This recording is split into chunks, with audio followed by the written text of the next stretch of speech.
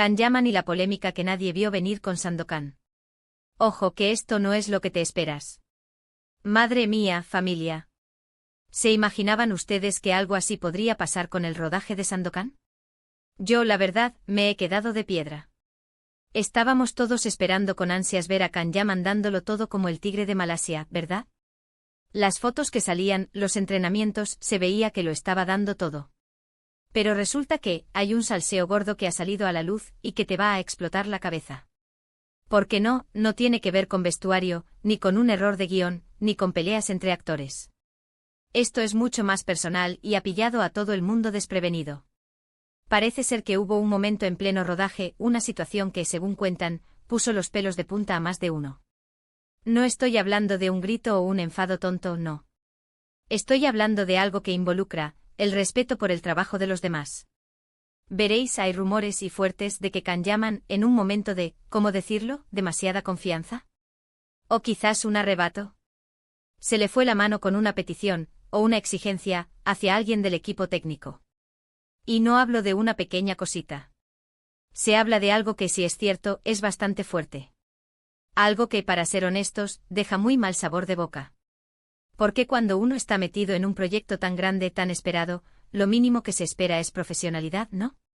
Y sobre todo, respeto hacia las personas que están ahí, currando para que la serie salga adelante. Muchos dicen que Can es muy apasionado, que se mete mucho en sus papeles y que a veces se le sube la adrenalina.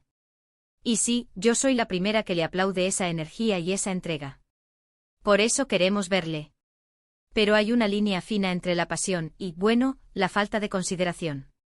Y por lo que se está comentando en los corrillos, Can Yaman habría cruzado esa línea con un miembro del equipo de Sandokan de una manera que me da hasta cosa contarlo. Para que se hagan una idea, imagínense la escena. Estamos en pleno plató, todo listo, luces, cámaras, y de repente una tensión que se corta con un cuchillo. Alguien del equipo que ha estado horas preparando, montando, asegurándose de que todo esté perfecto, recibe una reacción de Can que dicen que fue desproporcionada y bastante humillante.